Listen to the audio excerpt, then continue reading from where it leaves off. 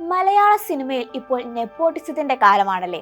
പക്ഷേ ഈ നെപ്പോട്ടിസത്തിന് ഒരു പ്രശ്നമുണ്ട്. കുറച്ച് കഴിവും കൂടി വേണം ഈ ഇൻഡസ്ട്രിയിൽ പിടിച്ചു നിൽക്കാൻ. ദുൽഖറും പ്രണവ് മോഹൻലാലും കല്യാണി പ്രിയദർശനും ഫഹദ് ഫാസിലും ഒക്കെ അതിനുള്ള ഉദാഹരണങ്ങളാണ്. അടുത്തതിനി വിസ്മയ മോഹൻലാലിന്റെ വരവാണ്. തുടക്കം എന്ന സിനിമയുടെ അപ്ഡേറ്റുകൾക്കെല്ലാം മികച്ച സ്വീകാര്യതയാണ് ലഭിച്ചതല്ലേ. സിനിമ ഓണത്തിനാണ് തിയേറ്ററുകളിലേക്ക് എത്തുന്നത്.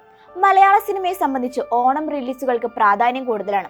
ഒട്ടുമിക്ക താരങ്ങളുടെയും ബിഗ് ബഡ്ജറ്റ് സിനിമകൾ ഓണത്തിനാണ് തിയേറ്ററുകളിലേക്ക് എത്താറുള്ളത്. ഈ ഓണത്തിന് വമ്പൻ താരങ്ങളുടെ ഓളമായിരിക്കും നമ്മുടെ എല്ലാം തിയേറ്ററുകളിൽ. ബേസിലിന്റെ അതിരടിയും ദുൽഖറിന്റെ അയാം ഗെയിമും പൃഥ്വിരാജിന്റെ ഖലീഫയുമാണ് ഓണം റിലീസായിട്ടുള്ള സിനിമകൾ. സർവ്വമായുടെ റിലീസിന് പിന്നാലെ പ്രേക്ഷകർ ആകാംക്ഷയോടെ കാത്തിരിക്കുന്ന നിവിൻ പോളി ചിത്രമായ ബത്ലഹേം കുടുംബ യൂണിറ്റും ഉണ്ടാകും. ഈ വമ്പന്മാർക്കൊപ്പമാണ് വിസ്മയുടെ തുടക്കവും എത്തുന്നത്. വിസ്മയുടെ തുടക്കത്തിൽ മോഹൻലാലും പ്രധാന വേഷത്തിലെത്തുന്നുണ്ട്. കൂടുതൽ അവകാശവാദങ്ങളൊന്നുമില്ലെങ്കിലും ഒരു കുഞ്ഞു സിനിമയായിട്ടാണ് തുടക്കം എത്തുന്നത്.